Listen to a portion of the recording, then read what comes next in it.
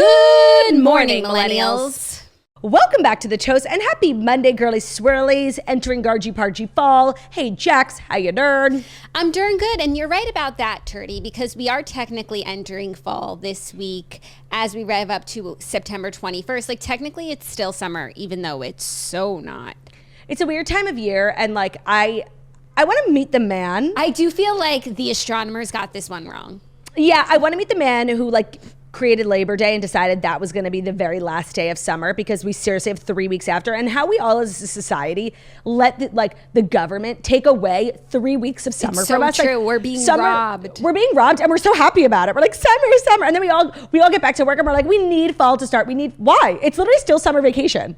No, it's just a coping mechanism to cope with the 3 weeks that were taken. It's a coping mechanism.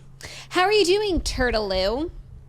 I mean, you know that there's something like really major going on in my life right now. I'm sorry we're recording about 30 minutes late. I feel happy, obviously, about finally receiving a diagnosis for my tushy. Mm-hmm. I feel scared at, the possibility that this is a lifelong thing I've developed. And let me just grab my phone because I obviously forgot what it was called. You've been diagnosed. I've been diagnosed, and I knew it was my coccyx. And it's Coccydynia.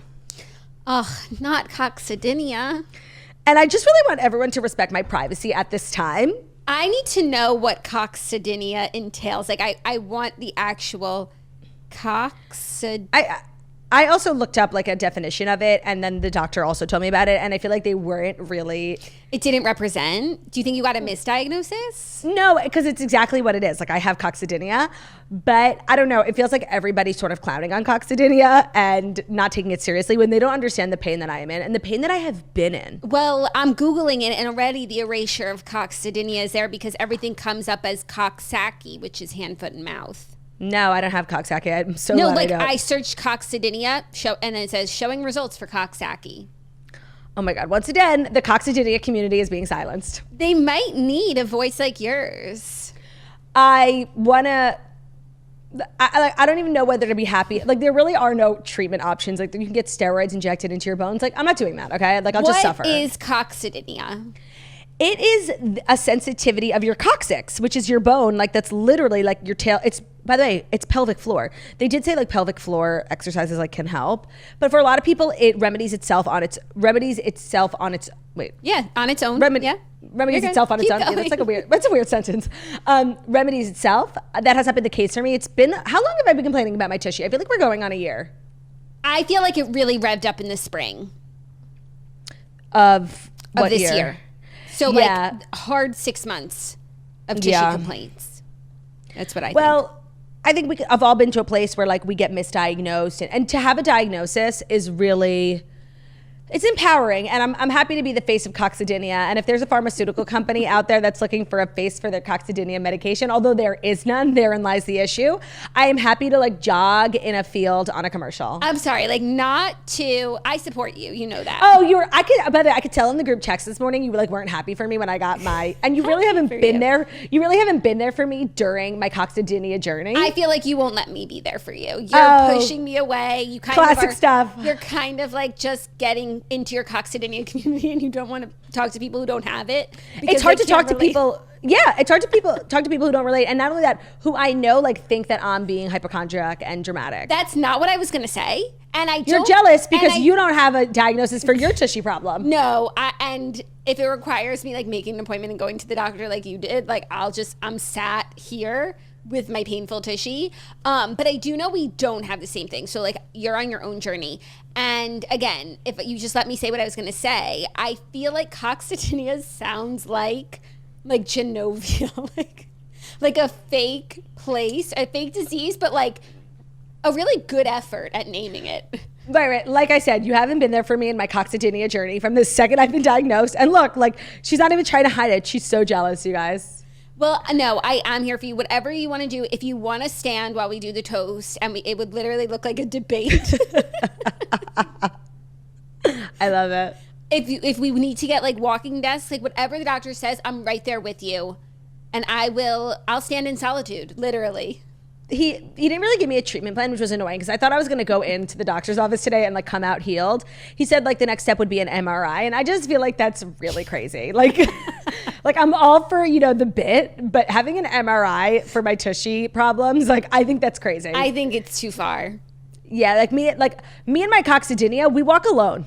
Yeah, unless things get much worse. I feel like at the level you're at now, like you're managing your pain, like you're being so strong. So strong. And let's see what happens. You don't always have to like make a decision immediately. No, it's so true.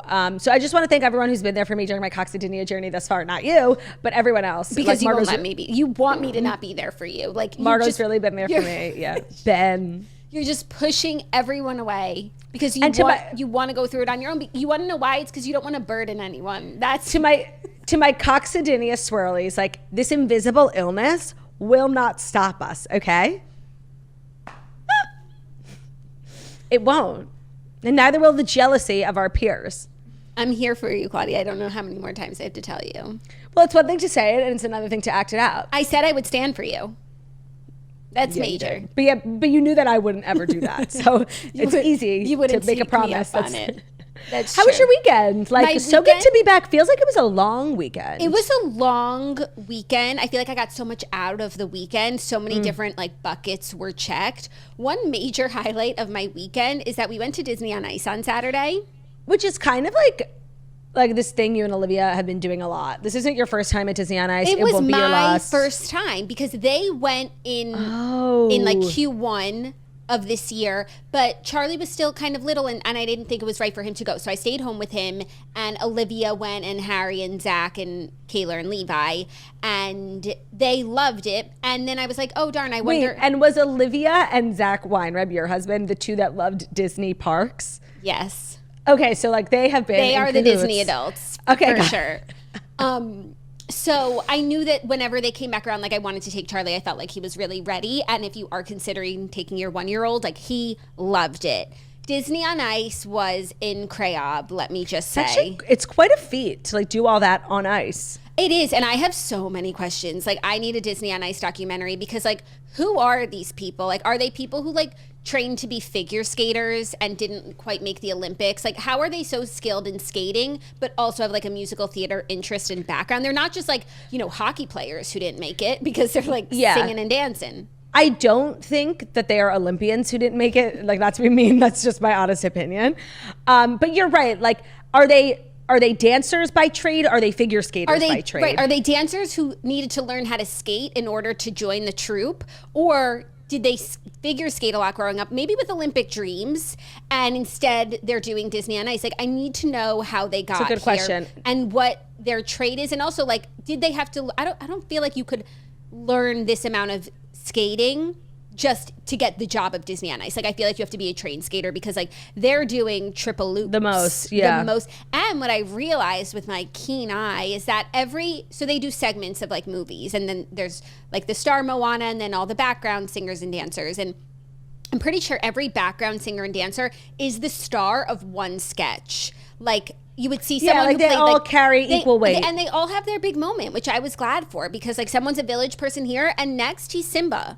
No, it's giving ensemble. Yeah, and then at the end, all the main characters come out, and you see, oh wow, we worked through everyone. Everyone. How long is the entire show? It was a little long. There was an intermission. I think. Snacks. It's at the arena where the Panthers play. So yeah, but like everything's open. Everything's open, and you can bring snacks. Of course. Yeah. So it was snacks about, and you've got to bring snacks. I would love to talk to somebody like from the sanitation department at an arena.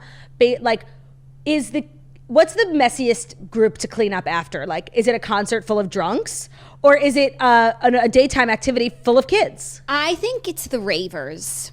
Like people, yeah, because they like take dumps. Yeah, you know? Like people who roll for concerts and they like shit on the floor and like they can't control their bodies. But that doesn't happen in a lot of arenas, raves. Like it happens more in fields. Yes, but also if there's like a DJ, you might. Yeah. I don't know. It just depends, like, what level of rave girl you are. I know you're a 10 out of 10 rave girl. I mean, me and my Coccydynia, like, my rave days are over. I feel like you got Coccydynia at rave girl. If you knew anything about the disease, you know that it's not contagious. But once again, she knows no, but nothing because she's not here for me. Is it developed or are you born with it? I feel like you're not adequately describing it. You're born with it. It's kind of lives in you always, and it's like you have flare-ups. Seriously, it's like psoriasis. It lives in you. It lives in me. It does. It doesn't live in you. I don't know what lives in me, but I don't think it's not coccydynia. That doesn't ring true. Well, I'm learning to live with coccydynia. This pillow has really helped. I got my pillow. I left it downstairs. Tomorrow's another day. We'll try again tomorrow. Plus, I didn't want to take away from your big moment announcement. Yeah. It's a big day for me. How was your weekend otherwise? Just chock full of I hit all the bars. All the bars. I hit all the buckets. Yeah. Friday night we hosted a Shabbat dinner, which we haven't done for friends since we moved into our new apartment. It was really nice. Ben cooked literally a feast. I was actually embarrassed to have all these people over in my house, and they were like, "Oh my god!" None of it was me. Yeah. None of it. What did I do Saturday? Oh, Ben golfed. Oh, I went to Soto Method. She opened on the Upper East Side. Yay. That was huge. And then Ben came back from golfing. Oh, and we went out to dinner with the Taylors and Brian, a meeting of the minds. We had to get the gang back together. And we went to a new restaurant called Corner Store. I guess there's been this Dos Caminos on the corner of West Broadway and Houston Street. It has been there. People have, I think, in the industry, hospitality, have been waiting for this Dos Caminos to go out because it's it's on the same block as Siddell's. It's a very trendy block with art galleries, the best restaurants. It's the most expensive block in the city, and there's randomly this Dos Caminos that nobody ever eats at on the prime corner. And I think that everybody in the hospitality industry has been waiting for this Dos Caminos to go out of business. Finally went out of business, and they opened a new restaurant called Corner Store because it's on the corner. That's where we went. It was delicious. The drinks were so good. The food was so good. It was sceney. Everyone was out and about for the new restaurant. It was just classic New York stuff. Ben was on the Patreon with me. We podcasted together, and he was telling me how you guys were going to Corner Store and that he had been the night before. Classic.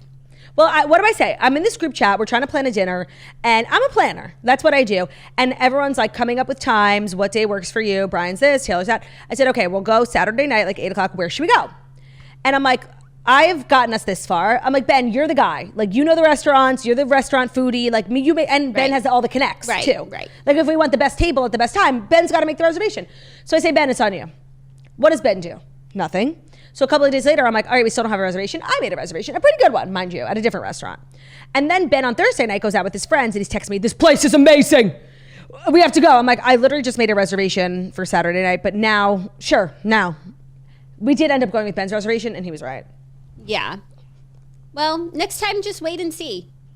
You recorded a Patreon with Ben. Tell me a little bit more about that. Oh, it was fun. We did the quiz, how well do I know men, which you have to listen to understand what happened next because you had to be there, which I know you know.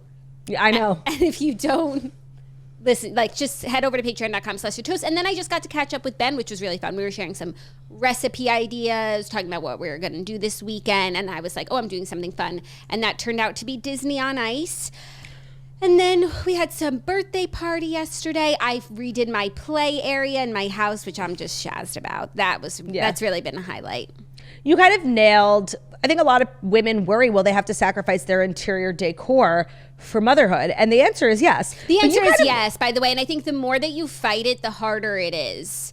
But I think that you sort of, as of late, have mastered this age-old question, this yin and yang, this push and pull. I found a pretty good solution for not having a dedicated playroom where our living area is our playroom. I found a pretty good solution for containing the beast of the toys. And it just is what it is. But yeah, if you're trying to fight it all the time, then you're going to be disappointed because you have to embrace the toys. You just do. Embrace the chaos. But I think that most moms do because the toys bring so much joy. Who's really a toy hater? Probably Hamas. Probably, yeah. They're going to put a tunnel under the toys. Yeah, right. Just a guess. Classic them. There's actually a lot going on in the Patreon. So the episode Jackie's referring to is a series we started last month where we each sat down with our husbands in separate episodes and put them to the test of like how much do they know about women. We asked some questions about like beauty, makeup, nails, menstruation, pregnancy, like all the different elements of girlhood. And we wanted to see how they would fare. They knew a decent amount and they did pretty well. And so for this month, we were like, let's flip the script and do like a quiz for us about man things.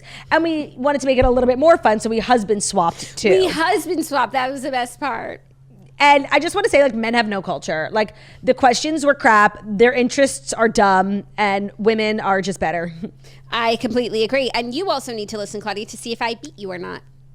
Oh, wait, just tell me, what score did you get? Oh, actually, don't spoil it. No, Tune in to find out, but I'll text you. I'll text you. Okay. You guys have to tune in. I'm not going to give it all away. I'll text you. You. I like that we both... You. We didn't discuss it, but I like that we both like we've stopped pretending, you know? And wearing just sweatshirt season.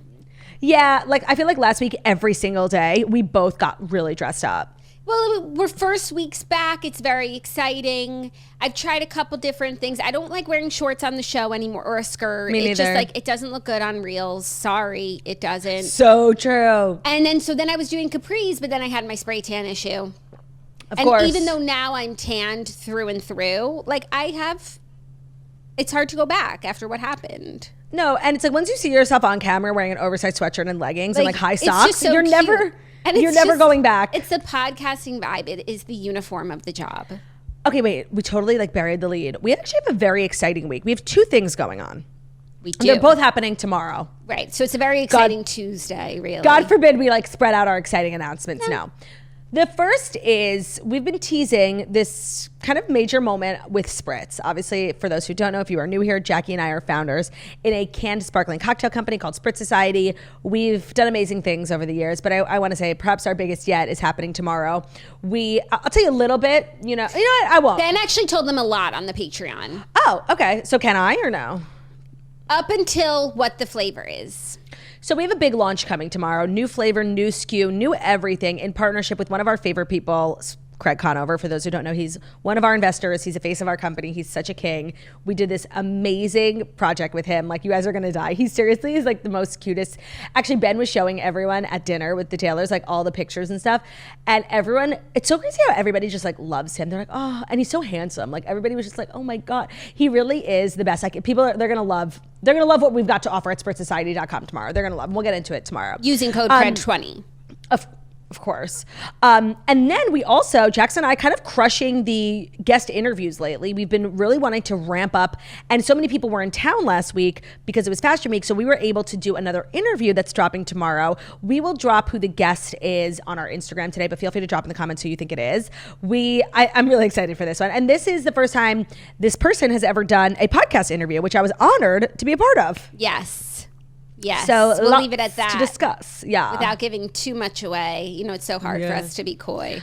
I know. Like, it's so hard. Let's just have to like stop talking. Yeah. Should we do the Fast Five? How are the stories today? Did you watch the Emmys? I watched the Emmys until I couldn't anymore. And it was maybe like 30 minutes in. Like, these people, they're just like insufferable. Like, I know. Especially, I can go for like the music awards because it's fun and there's performances. But like, it was a lot of talking. It was just a lot of like Hollywood. Yeah, and especially post Coccydynia diagnosis. Like, I can't talk to these people. They don't know real suffering, you know? No, it's so true. And they were sitting there like without a care in the world about their bums. Right. Without a wince, you know? Like not even like real Coccydynia survivor would have been crossing their legs multiple times throughout the ceremony. 1,000%. And it's not what I saw. And I didn't even see one Amazon pillow on a chair. I saw If comfort. I went to the Emmys, they would have to put one of these on my chair. But our first story is Emmys recap. We're going to talk about the winners, the big moments, and my thoughts about what I did watch. And I mostly wanted to see how Eugene and Dan Levy did. Oh, how did they do? What I saw was cute. Like, super cute stuff.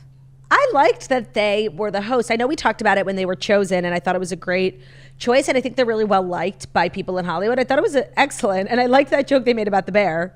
Oh, yeah, and I like the joke that they made about, like, the first ever host of the Emmys. It was just, like, dumb stupid jokes that like just were funny. They like mentioned the first guy who ever hosted the Emmys, like you wouldn't know his name, and then we're like, and we're the first ones to mention him that he hosted the Emmys. No, like cute duo. It's always easier to do it with like a partner, and the partner being like your dad or your son. I thought it was a really good choice, like, and not obvious at all. Yeah, so let's get into it. The Fast Five stories that you need to know. And the Fast 5 stories that you need to know are brought to you by Squarespace, the all-in-one website platform for entrepreneurs to stand out and succeed online. So whether you're just starting out or managing a growing brand, Squarespace makes it easy to create a beautiful website, engage with your audience, and sell anything from products to content to time, all in one place and all on your terms. So they have a ton of different features on Squarespace. So whatever you are starting a website for, whether it's personal, whether it's business, whether you want to, you're an artist who wants to showcase some of their work, they have assets that are going to make your website up and running super quickly and also flowing really well. So they have a really fluid engine, a next generation website design system. It's never been easier for anyone to unlock unbreakable creativity. You can start with the best in class website templates and customize every detail with reimagined drag and drop technology for desktop or mobile. Stretch your imagination online with Fluid Engine built in and ready to go at any Squarespace site. You can sell custom merch on a Squarespace website. You can create an online store, host video content, send email campaigns, and the best part is they give you a ton of insights and analytics to grow your business. So you can learn where your site visits are coming from, where your sales are coming from. You can analyze which channels are most effective. You can improve your website and build a marketing strategy based on your top keywords or most popular products and content. So Squarespace, really, I'm not going to convince you. I feel like it's insulting to your intelligence. Like, it's obvious why you should use Squarespace if you need a website. And when you go to squarespace.com, you'll get a free trial. When you're ready to launch, go to squarespace.com/toast and you'll save 10% off your first purchase of a website or a domain, but only when you go to squarespace.com/toast. Today's episode is also brought to you by Liquid IV. It's time for new fall traditions, like getting regular hydration and energy from Liquid IV. Liquid IV's hydration multiplier and energy delivers 100 milligrams of natural caffeine plus 3 times the electrolytes of a leading sports drink, so you can accomplish all the things you want and need to do. They've combined the popular peach flavor and highly requested blackberry to waken your senses and keep you coming back for more. Let me tell you, now that I like work out all the time, but also I'm like conscious of my water intake, let me tell you how much better you're going to feel if you drink a lot of water. Like, I know they've been saying that for years, and I didn't believe it almost. And Liquid IV has been such an incredible partner in my journey, because if you're going to drink water, make the most of it. And Liquid IV is going to hydrate you more than water alone. So their hydration multiplier plus energy delivers energy comparable to 1 to 2 cups of coffee through 100 milligrams of naturally occurring caffeine. You can experience the deliciousness of their best-selling flavor, peach, perfectly paired with the highly requested blackberry. The all-in-one formula provides mind and body energy plus hydration that leaves you feeling focused, alert, and ready to take on anything. So 1 stick into 16 ounces of water will hydrate you better than water alone. It's powered by Live Hydroscience, which is an optimized ratio of electrolytes, essential vitamins, and clinically tested nutrients that turn ordinary water into extraordinary hydration. As always, it's non-GMO, vegan, gluten-free, dairy-free, and soy-free. So start new fall traditions with Liquid IV and get 20% off your first order of Liquid IV when you go to liquidiv.com and use our promo code TOAST at checkout. That's 20% off your first order when you shop Better Hydration today using promo code TOAST at liquidiv.com. That's promo code TOAST. Today's episode is also brought to you by Row. Row provides access to the most popular weight loss shots on the market. The Row Body Program pairs a weekly shot with healthy lifestyle changes so you can lose 15 to 20% of your weight in a year on average and actually keep it off. So a lot of you guys probably know, I feel like it's in the media, it's on TV, it's everywhere. We talk about it all the time. These weight loss medications, the shots that everyone has been talking about. I have personally had an amazing experience being on those medications. I highly recommend them. And a lot of the questions that I get when I talk about my journey is like, where do I start? It feels very intimidating. You don't know how to get it, who to ask. And the Row Body Program is a fabulous place to start. Over 200,000 people have already chosen Row to help them lose weight. The Row Body Program has support for their members throughout the process. Their partners will handle all of the insurance paperwork to help you get your medication covered. And if you're eligible for the medication, patients have access to their provider on demand for any questions. You can sign up online from the comfort of your own home, which means no scheduling a doctor's appointment, no commute to the doctor's office, and of course, no waiting rooms, and also no awkward conversations. I think a lot of people feel really embarrassed to bring this up to their doctor. They shouldn't, but they do, because there's a lot of shame around it. And I like that you can do it from the comfort of your own home. Row is just really easy. So average weight loss is 15 to 20% in 1 year with healthy lifestyle changes. BMI and other eligibility criteria do apply. Go to row.co/toast. Sign up today and you'll pay just $99 for your first month and $145 a month after that. Medication costs are separate. That's row.co, ro.co/toast, row.co/toast. Thank you, /turt. You're welcome. Last night were the 67th annual Primetime Emmy Awards, and here were the winners of the evening. So overall, the show Shogun and The Bear took home the most awards. Shogun broke records for nominations and wins. And the crazy thing is, I had not heard of Shogun until last night. Same. So Outstanding Drama Series, which was a stacked category, was Shogun winner. Outstanding Comedy Series, Hacks. I love that Hacks swept all the categories. Gene Smart won. Even though I was very critical of this last season because I thought it was stupid, I think it's still one of the best shows out there. And it's really, now that I think about it, one of the few scripted shows that I really keep up with, season after season. Yeah. I love it. Outstanding Lead Actor in a Drama Series, Hiroyuki Sanada, Shogun. Outstanding Lead Actress in a Drama Series, Anna Sawe, Shogun. Outstanding Lead Actor in a Comedy Series, Jeremy Allen White, The Bear. I actually caught his speech, and that was a stacked category too, because you had Steve Martin and Martin Short and Larry David. Wow. Yeah. And that's the thing. That's what I think everyone's always talking about is Jeremy Allen White doesn't make you laugh in that show, and that show doesn't make you laugh either.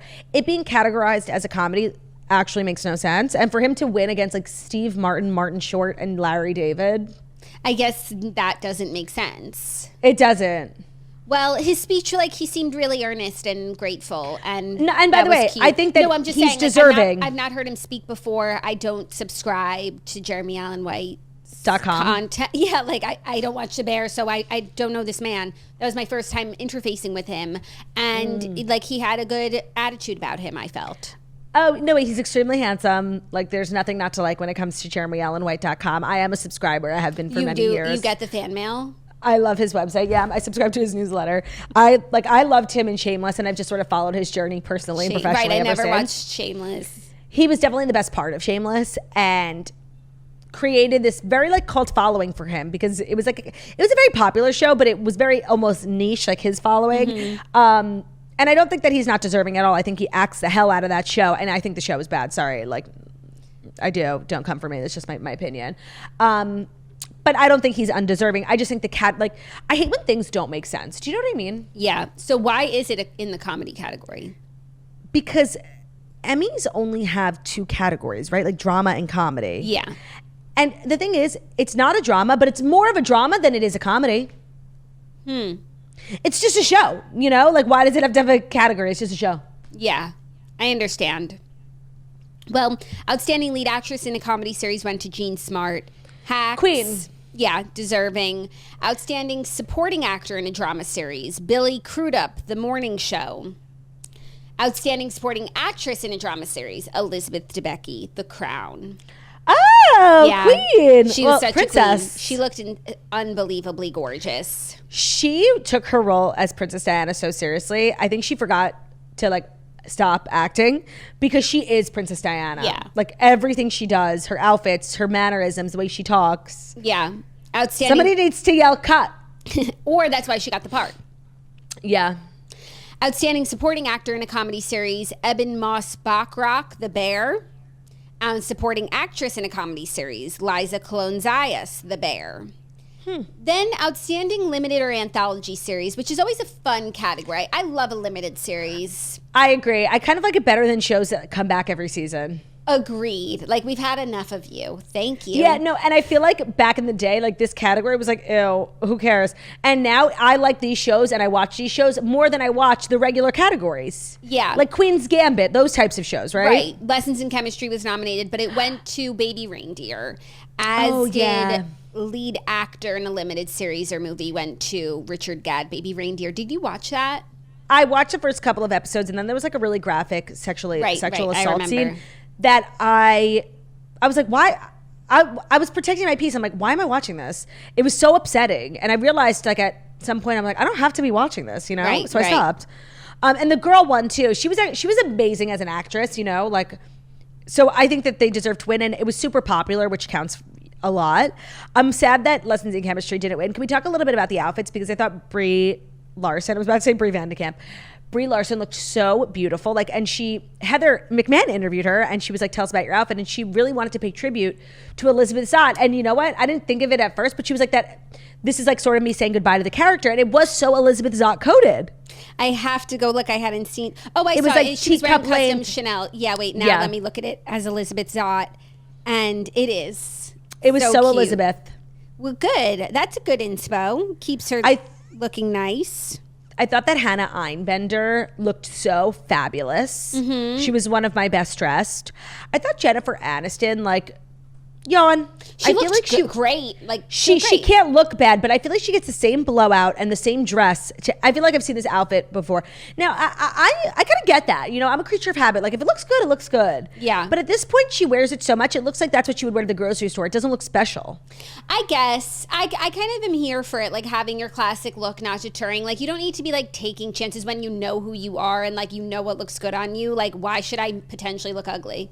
Like, I guess, but it's Especially just such a fun because, way like, to express. No, but especially because when you think of like who she is and also like as an artist, like she's not doing like the gritty artistic roles. Like it's very true. like, you know, Rachel from Mainstream, Friends, popular. morning show. Like, yeah, it's going to It's look true. nice and it's going to be obvious and you're not going to have like a lot of questions about it.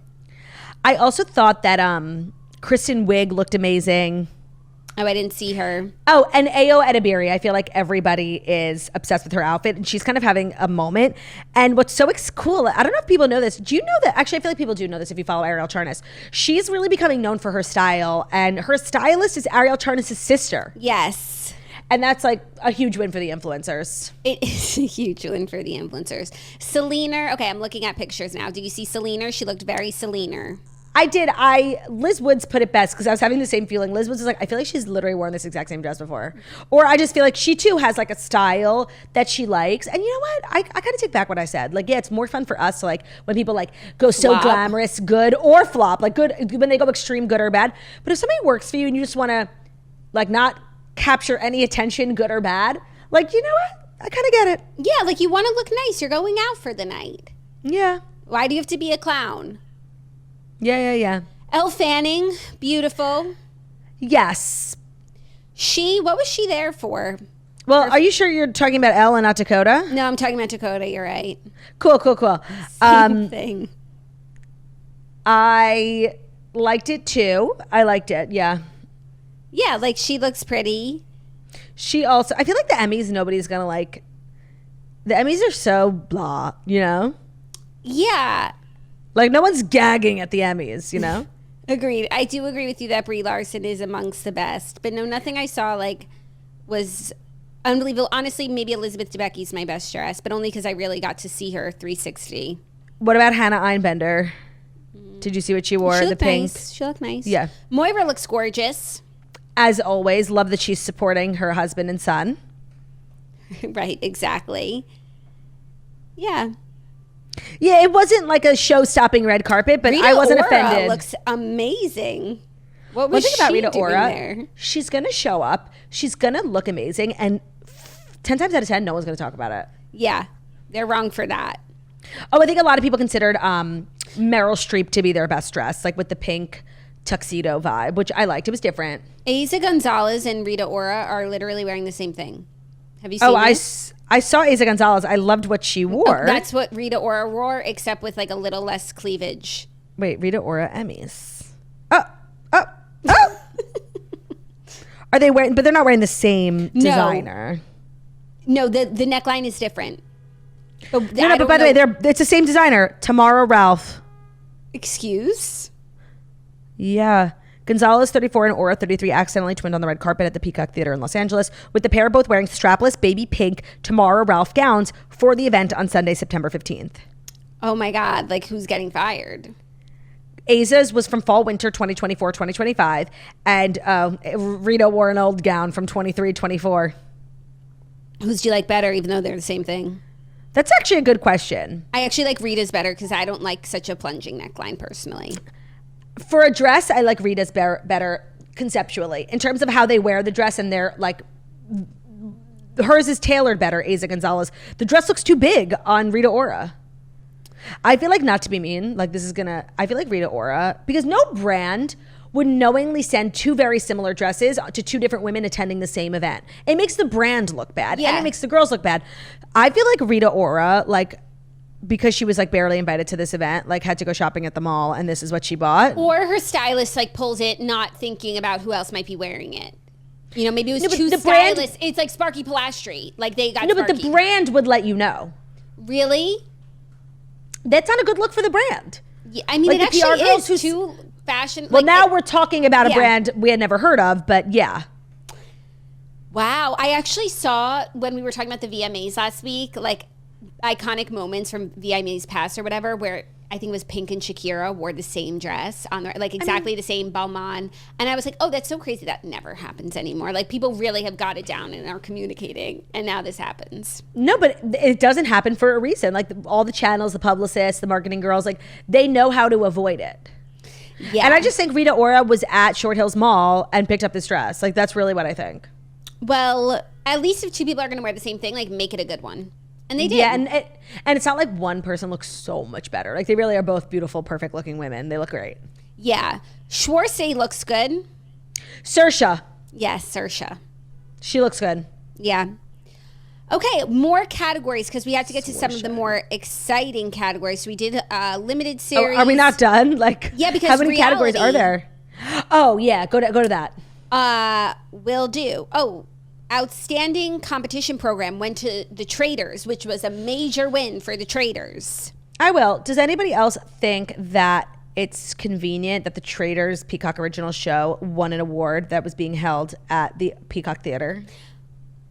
No, because then wouldn't every show that lives on Peacock win these awards? And by the way, that's not to say that Peacock isn't deserving. I don't know how many Peacock originals were nominated. Like if they're going to get one, this would be it.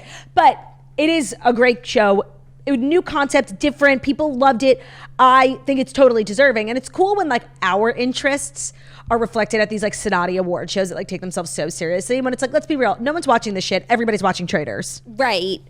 Honestly, I'm getting closer and closer to watching Traders. Yeah. Then outstanding host for a reality competition went to Alan Cumming for Traders. And he beat RuPaul, who has like won it for the last 8 years consecutively. No, this is really crazy. I also feel like, and correct me if I'm wrong, don't these awards usually not get televised? Because I've never seen, I know RuPaul wins every year. His show wins every year and he wins.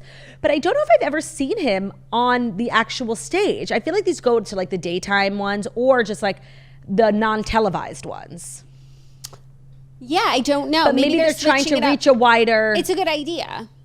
Yeah. Yeah.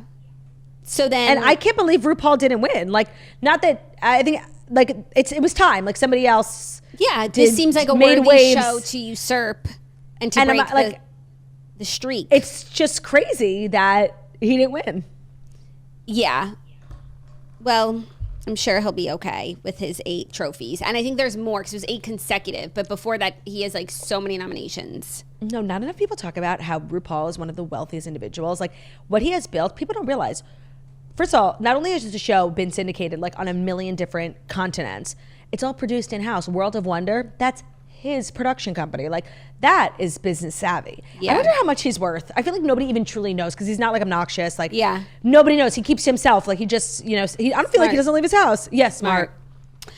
Well, are you ready for the next big story? Big news from Sunday, Football Sunday. Taylor Swift went to the Chiefs game. They played the Bengals. She dressed casual in a vintage Chiefs t-shirt dress and thigh-high boots. She sat in the Kelsey suite with her brother and Haim.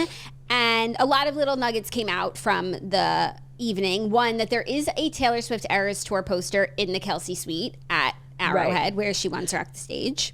So when I went to the 49ers game, I was in Kristen Juszczyk's box, and I feel like I learned a lot about like family boxes. So the Juszczyks and the Kittles have a box together, and when I was looking around, it was so cute. They had pictures. I guess they let you like customize it for the whole season. They have pictures from like a million years ago from their weddings, family, friends. It was so personal and so sweet. And so like the fact that Taylor has a picture in there, obviously.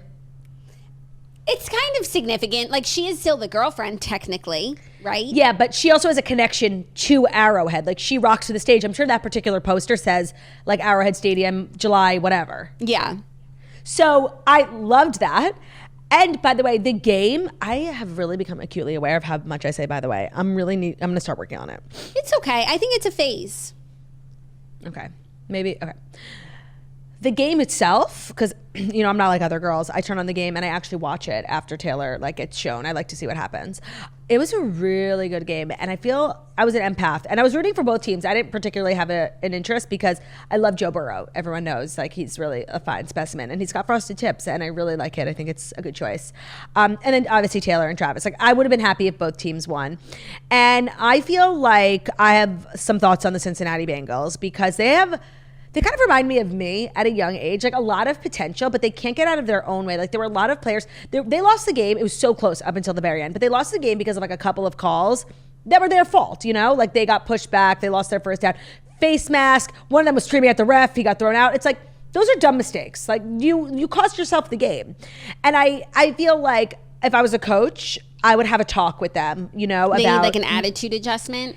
Yeah, they have an attitude problem 1,000%. And I think it's emotional, of course, because this is not the second game in a row that they've lost. And it's a third year in a row where they're like losing all their games. And I could sense their frustration. Of course, I get it. I'm an emotional person too. But they're clearly a good team because they came close to beating the Super Bowl winners. Yeah, no, they are a good team. And Joe Burrow is like one of the most promising young quarterbacks. And they have a ton of really good players. And they just can't get out of their own way. Yeah, they need like a strong individual, like a life coach to kind of come in and like, you know, do team building exercises, maybe some trust falls. Maybe like go to one of those like treetop places like they went to on Real Housewives of Orange County. Really build teamwork. I love that. Yeah, I think they need maybe some icebreakers. No, it's true because then like one of the guys who was like got mad at the ref and then they played, so he like thinks that the ref should have called something like that he's got his face mask or something. Then they did the slow down version and like he had no leg to stand on, and so that's why the ref didn't make the call. And he screamed at the ref and then got a flag for screaming, so he went out and then he's throwing his helmet, and Joe Burrow is like screaming at him to stop. So there's infighting amongst the team as well. They need like Coach Taylor to come in. And team building. To discipline. And honestly, like, you know, punish anyone who's like acting out. Like maybe you sit a game, even if you're the best player. Like maybe you don't play. Maybe you have to see. Yeah, they need like a Coach Taylor X life coach X team building. Like they need like the weekend retreat, first of all, where like they can't bring their phones and they all have to like sleep in bunks and they learn about each other and they go through their childhood trauma and things like that. Because I do think there's a lot of potential there, but they're not seeing one another. There's no connection within the team. They need to learn to trust each other. They should have and could have beat that team. Oh, and then like they won the Chiefs because they had 3 seconds left and they had to kick a field goal. And Harrison Butker, is that his name? Yeah. And everyone's like cheering for Harrison Butker and everyone's like giving him hugs. And I'm like cracking up because like these are the people like he's the one who had that speech go viral, right? Yeah. And so it's like we've all forgotten about that because he literally saved the day. They wouldn't have won without him. Yeah. I mean, that's his literal job. Yeah. Well, by the way, the Bengals missed a field goal. So that was tragic as well. And it was a special field goal that Harrison Butkiss made because it was like 56 yards, like really special, really long. Oh, wow. Like if he would have missed it, you really couldn't have blamed him. Right. Okay. I guess everyone's just going to have to suck it up. Like we're all just like going to have to deal with it. How much you love sports, really. Right, and I really was wanting them to, like, I feel like Taylor, like, left the seat that she was in. Like, she didn't want to be on camera for the Harrison Butt kiss. Because for some reason, like, when his speech went viral, they were like, well, what is Taylor going to say? Taylor doesn't know this person. Like, no, and also it's like, what, Taylor's going to come out against, like, her boyfriend's teammate and, like, cause this infighting? No, she probably has met with Coach Taylor, and, like, that's just not what you do as a part of a team. Like, you respect people's differences, and you keep it moving. And you could even have, like, personal conversations, and I'm sure plenty of people, he talks to plenty of teammates and whatever, but like to do that publicly, like that's not what a team does. No, that like is embarrassing. Like for Travis, like my girlfriend, and she's so famous, is like when people were like calling on Taylor to speak, I'd be like, are you guys serious? No, and also you have to remember, like, as much as she's seriously the most powerful woman in the world, like she's still the girlfriend. Like you have to behave. Like yeah, you when can't she's the wife, she could be tearing it up. 1,000%. But like when you're the girlfriend, like you're still like have to be an actress. I love that so many of the wags love Taylor. They threw a party, I think, after yesterday's game because it was Patrick Mahomes' birthday, and we got a lot of Taylor content from like these girls love being Taylor's friend, and Taylor loves being friends with them. Like all they do is take pictures every week. It's the best thing. And this one girl, I'm sorry, I don't remember her name. I'm going to find it. She posted a carousel of pictures from the game. She has a husband who's on the team. And her caption was seriously like so real. Okay, hold on. I got to find a Liz P. Wood story. Here.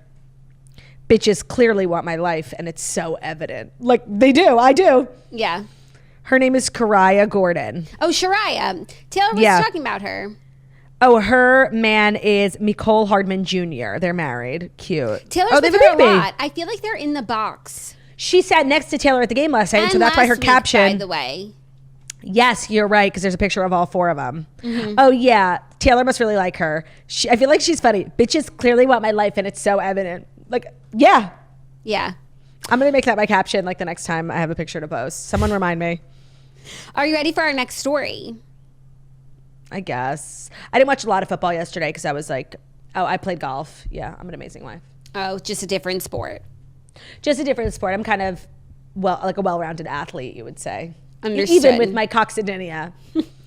It doesn't hold her back. Well, our next story is actually super funny because Colin Jost jokes that buying the Staten Island Ferry with Pete Davidson was the dumbest purchase he ever made. So it's hard to say whether or not Colin Jost has any regrets about buying the Staten Island Ferry in 2022. The SNL star teamed up with fellow comedian Pete Davidson to purchase the decommissioned ferry for $280,000, according to the New York Times 2 years ago. But he told People magazine that for a conservative spender, it was not his smartest move. So actually, their ferry hosted the Tommy Hilfiger show during New York Fashion Week last week. Which is like the first thing they've done in 5 years since owning this random boat. So he spoke to People magazine, like kind of at length about the ferry situation, and it is a bit of a conundrum. So he said, quote, "It's absolutely the dumbest and least thought through purchase I've ever made in my life. The way I justified it is for the amount of money we were putting into buying it on just a basic square footage level is if you found the right place for it to be, you were essentially buying a building on its side that's 65,000 square feet. So around New York, that's a very good price per square foot." Yes, because if they were but it's not a building. A comedy club, then if you think of square footage. So in the 2 years since they bought the ferry, though, it hasn't done a whole lot, and Jost can admit that. The team is working on it and has done some renovations. It still, though, looks like the Staten Island Ferry. But that's because he and Pete, as well as their co-investor, who is the comedy club owner, Paul Italia, he owns the Stand. They all have full-time jobs. They're not devoting as much time as he might like to getting the ferry up and running as an entertainment venue. And the team has like different ideas for what it should be. So Joe said it's possible that the ferry could still end up functional as a boat. It would just require a staff to run it, and he's not sure that's something he wants to worry about. And as much as he might like to take the ferry out on the water himself, he actually can't because it doesn't have the engines for that yet. They could get it up and running and on the water soon, but then like it's expensive, and the insurance company. No, of course not. And why they don't need to be doing tours of Staten Island. Like, no, like to get it operable as a ferry. So even if they rented it out for stuff, like Tommy Hilfiger couldn't have taken it out on the water. Like, it had to be docked. Yeah, but the way I envisioned it, there are a couple of like places in the city that are on boats that don't move. Like, there's a really popular restaurant downtown that's like a big boat that's docked. And I think the idea of a comedy club like on a boat that is docked is still fine. It doesn't need to boat. Yeah, the team does think it makes more sense to dock it and use it as a venue, just like Tommy Hilfiger did. However, one of their partners wants to turn the ferry into a venue with hotel rooms, restaurants, and bars. And maybe they can't even get the thing up and running, and now he wants a hotel. Now, cart the ferry. The ferry's halftime in Miami and halftime in New York. But then you just know they all hate this partner because he's like delusional. But then Colin's like, we want to be on the water in New York. Like, it's a Staten Island ferry. I would love it to be here. I think it's special if it stays in New York in some way, and I think it will be reimagined, but the spirit is the same. So they don't know what they're doing with that ferry. And I'm sure the maintenance of it, like, and the docking fees for 2 years, even though the initial $280K for a massive boat is actually, it is a good price. But to just be a money pit, yeah.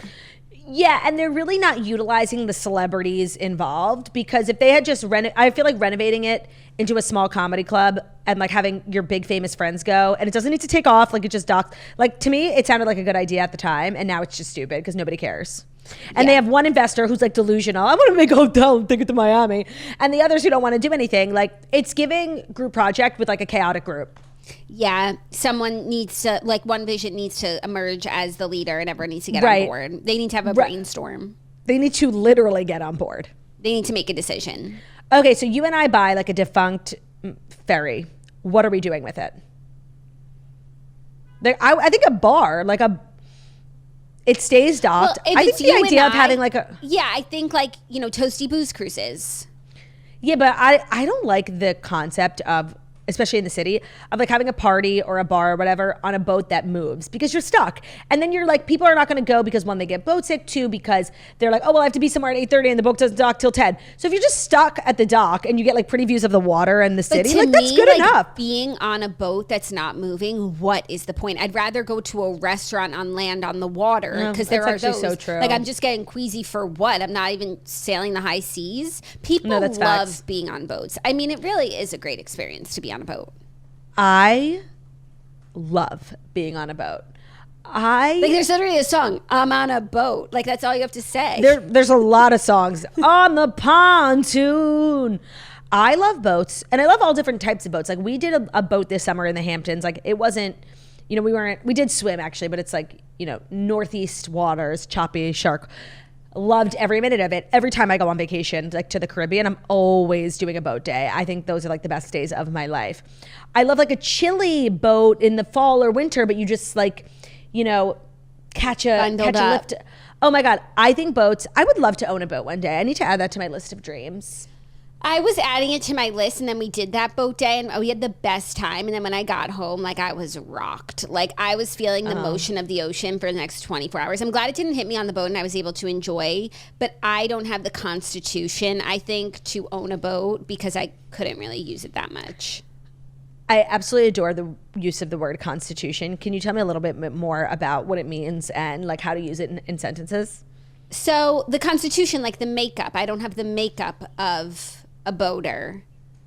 I'm sure that's why the Constitution was called that. I think the word Constitution comes before the actual document. Constitution.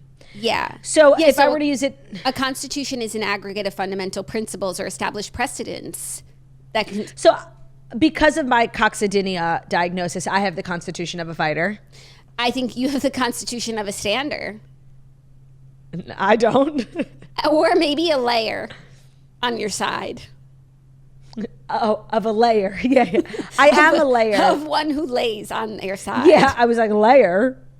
Yeah, I definitely am. So you have the Constitution, or you are the Constitution? You have the Constitution. Okay. What is your Constitution? It's kind of like elk. Yes. It's kind of an elevated elk. By the way, I do feel like we need to do a quarterly reminder that we use the word elk. Like, we know it, we're trying to say ilk, but now it's elk.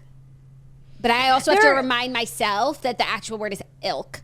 There are a lot of things that we say incorrectly on purpose, and I think if you're new to the show, you love to like leave a comment thinking you're helping, and it just kind of shows your infancy. Yeah. One of them, lest we not forget. Right. It's lest we forget. We know, but it's not. It's literally not. All's to say. We know most of the things. But facsimile. We're having Fascist smile. Fashy smile. What other words do we pronounce incorrectly on purpose? Should we start a list? Yeah, maybe. Schwarze I don't do on purpose. I just can't ever remember till you say it, and then I'll get it right. And somebody once taught me how to say it. You just have to think of Lisa Vanderpump and her best restaurant, Saoirse. Okay, I'll try for next time. But like, if it's months go by, I don't know if I'll remember, is what I'm saying. That mnemonic device will help. Trust and believe. Okay, thank you. You're welcome. Oh, that's another one. You're welcome. Are you ready for our next story? No, are you?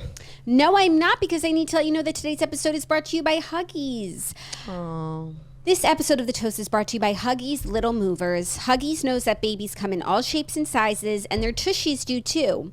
Huggies has more curves and an outstanding fit. Moms know that there's nothing worse than an ill-fitting diaper, especially for your active babies. Especially if you just put down a new play mat and a new play area, and you do not want leaks or blowouts mucking up the space. I love Huggies because I can rely on them to keep my babies covered while they're moving around.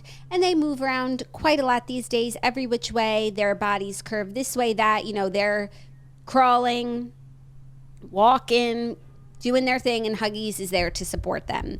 Huggies and we can't understate the importance of their cute little designs. It's true. They have their Simba ones, which we love, and we were just at Disney on Ice, really enjoying Simba. It's all full circle. It's the circle of life. So, Jackie, that's beautiful. Thank you.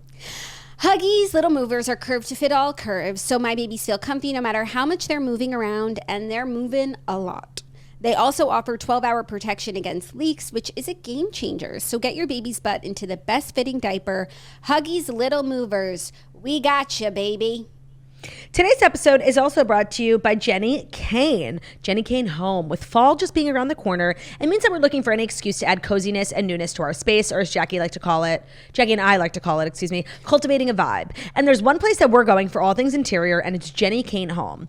With the summer running down, I think we all love that time where we refresh our space with new scents, accents, furniture to really breathe new life into our homes. And Jenny Kane Home's essentials make it easy to ensure that our space is nothing but cozy perfection. If you're cozying up with one of their amazing throw blankets as we speak, you know how fabulous. Jenny Kane Home is everything to me. Like, when I think of the vibes that I want my home to look like, I think of Jenny Kane. Like, she really nailed that very coastal grand, luxe, neutral vibe. And I think everything from Jenny Kane Home is fabulous. I love their candles. I love their throw pillows, their throw blankets. Super well made, super soft. Jenny Kane Home is the ultimate destination for elevated home essentials. So each piece in their California-inspired collection is designed super intentionally. The quality is so high. Everything looks like it was custom made. Jenny Kane herself has had such an incredible taste in interior design. So knowing that this entire collection is designed by her makes every purchase feel like a must. They have an incredible rewards program too, where you can earn up to 10% back with every purchase, and joining is completely free. So Jenny Kane Home is everything that you need to transform your space into a luxurious sanctuary. Our listeners are, as always, can use code TOAST15 to get 15% off their first order at checkout. So that's 15% off your first order at JENNIKAYNE.com. Promo code TOAST15, TOAST15. Curate your dream home with Jenny Kane. Today's episode is also brought to you by Chewy. If you're a pet parent like us, you know about Chewy. And when they say they have everything you need to keep your pet happy and healthy, they're not messing around. To keep them happy, Chewy has over 100,000 products from all the brands that our pets love at prices that we love. Food, treats, beds, you name it. They have it, and it gets shipped directly to your door in 1 to 2 days. And it's not just for dogs and cats. They have products for birds, fish, reptiles, and more. So if you want to keep them healthy, Chewy offers pet prescriptions, pet insurance, telehealth vet visits, and is even rolling out vet clinics across the country. Thanks to their auto ship feature, I'm never getting that. I'm so disappointed in a new look for my pet. We've set up recurring shipments on all the essentials that we use, so we're never running low, and we can change our auto ship order at any time. It's super convenient, and it's one less thing that we have to worry about. I used Chewy back in the day with Theo because he was on like a prescription diet, and it was like super complicated anywhere else, but it was super easy for me and my vet to set up the prescription diet on Chewy.com. Also now with Romeo being in the puppy stage, like I need a never-ending supply of bones, chew toys, treats, fluffy toys, and Chewy is just the best. Everything I need that like my doctors recommend for Romeo, and also I just want for myself, Chewy really has everything. I've never not been able to find something. They have everything you need to keep your pet happy and healthy, and right now you can save $20 on your first order and get free shipping by going to chewy.com/toast. That's CHEWY.com/toast to save $20 on your first order with free shipping. Chewy.com/TOAST. Minimum purchase required. New customers only. Terms and conditions apply. See site for complete details. Thank you, Claudia. You're Our welcome. next story, royal watchdogs are confused and What? Royal watchdogs are confused a bit because the royal family wished Prince Harry a happy birthday on social media, and Yes, the Prince they and did. Princess of Wales like retweeted it, reposted it, also wishing him happy birthday. So there's a lot going on in this. It's giving back in the fold. Yes. However, the picture that they chose is like kind of a weird one. In the larger picture, I think Meghan is in it. You can't see her cropped out because they're not like touching each other. So it's just kind of like a random picture of him when like we do have portraits. We do have sometimes if you're wishing someone a happy birthday, like you would post a picture of them with their family. So it's like one, why are they wishing him a happy birthday? Even though I think it would also be weird if they didn't. So I am team they should wish him happy birthday. But two, why is this the picture that they used? Yeah, because to use a photo that Meghan's in, and it's not weird to post a photo of someone alone on their birthday, but to crop someone out, let alone that person's wife, mother of their children, feels targeted, especially when it was a weird photo to use from the get-go. And the original photo is like a candid almost. It's from 2018. He's like sitting around a table. There's other people around the table. And they like, where did they even find this photo? They could have used a photo of Harry and the family, like in one of the family photos that they took. They could have used like even a childhood photo of him. Like, that would have been cute. So weird. Yeah, they could have like made no news with this if they chose like a sweet photo. They could have made no news, which I do think was the goal. And instead it's news. Yeah, it's a weird photo for sure. They couldn't have kept Meghan in it without leaving the back of someone's arm too, and then it's an even weirder photo. So why are they acting like this is the only photo they could have used? I'm not mad about the Meghan crop. It doesn't make sense for her to be in this picture if this is the one they absolutely had to use. But I do not understand why this is the picture. Plus, it's from 2018. That is 6 years ago. Okay, I also always forget that like the public opinion on Harry is so different in the UK than it is here. Because then you read the comments on this Instagram and they're definitely UK comments. Like people from America, I don't think are leaving comments on the royal family Instagram. The top one, happy birthday from Netflix, Spotify, Oprah, and Penguin Random House. If only his 40th birthday could bring him wisdom, maturity, class, and humility. Oh, goodness. Back in the day where he didn't need to ask for his wife's approval to smile. Well, Happy she was right birthday, next Harry. to him. Oh, my God. The first 40 years I of was just reading childhood are that. the most difficult. Like, people really don't like him in the UK. I hope he has the day he deserves. No cake, Yikes. no champagne, no visit from his family, just a long day of listening to his wife talk. Oh, my God. Yeah, that's what I'm saying. Yikes. You really... It puts into perspective how different, like, the temperature and the climate is on them and why they fled. And I think that... I do think in America, people, and I can't ever tell if I'm just like projecting my own likes and dislikes, but I feel like people really like Meghan and like people don't like Harry here. I think that's you. Yeah, that's what I just said. Like, I think in America, the same people who like them like both of them, and the same people who don't like them don't like both of them. I actually think that you're in the minority of like really liking one and not liking the other. Like I think most people associate them as the same. Well, I can't recommend coming to my side enough. I think it's really wondrous. I think it's a fun POV because it allows you to enjoy the good and like kind of like get caught up in like all the swirly stuff she's Fabulous. doing while not having to and then just like putting all the negative stuff that they've done, just like put it on him, not your problem. I mean, I don't know how you watched their documentary and you didn't walk away with this fucking hate for Harry. And like really this I felt this like fundamental, I felt like Harry so failed his wife and failed at protecting her and left almost to like shift blame onto his family, when if you watch and listen to exactly what they said, like all of the things that Meghan got thrown into and her unpreparedness, like it was on him. He has grown up in this. Like he knew what she needed to wear, act, do, be, see. And he told her none of it. He just sort of threw her into it and was like, my family's mean. It's like, well, you're not helping. Yeah, that's definitely one big part of it. And I think, as I've said, like I think everything he's done after that like was an overcorrection to the fact that he totally dropped the ball. But when I think back on their documentary now, like the way that it ages in my mind, I think it was a lot of propaganda. And it's hard to just like take everything that they said as like the only part of the story. Even one of the experts that they had called in to like do some social media analysis on something, like he wound up being like such a fucking quack. He was cited as doing, I can't remember all the details, but like I don't think it ages well. I think a lot of it has been like, you realize that even not necessarily an outright lie, but just like way more to it, the story. Well, then you also have to think about it like, because at the end of the day, this is just like in-law drama, right? On a much more global scale, but so many people have in-law dramas, and you talk to the mother-in-law and her side of the story is insane, right? Like what an evil daughter-in-law. And then you talk to the daughter-in-law and it's like, oh my God, her mother-in-law is evil. And I do feel like it's one of those situations where you'll sit down with anyone and you'll hear their side and you'll be like, oh my God, the family's evil, the family's wrong, no contact. But now I'm at a place where like I will listen to something Harry says and I have such a hate for him. I'm like, oh, you're lying. Yeah, but I do think it's completely a magnified version of what you just said. Like in-law drama, two different takes on the situation. When you talk to one side, you see it. And when you talk to the other side, you see their side. Like, and it's a tale as old as time. And like, unfortunately for them, it's playing out in front of all of us.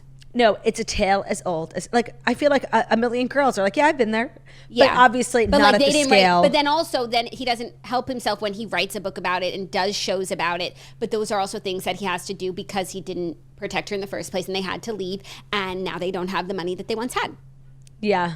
That's part of, that's like not as tale as old as time. That's specific to this situation. The money part of their post-royal life to me is so interesting because they get dragged a lot for all the projects that they do. Even that top comment, like happy birthday from Netflix, Spotify, Oprah, and the money, you just assume like royals are wealthy, like independently. And I know that he is, like his mother left him a lot of money and he has inheritances and stuff, but a lot of like the royal wealth is tied up in land for the royals. And once you leave, like you have to work. Yeah. Especially at the level that they live with security and homes. We're not downsizing after this. Right.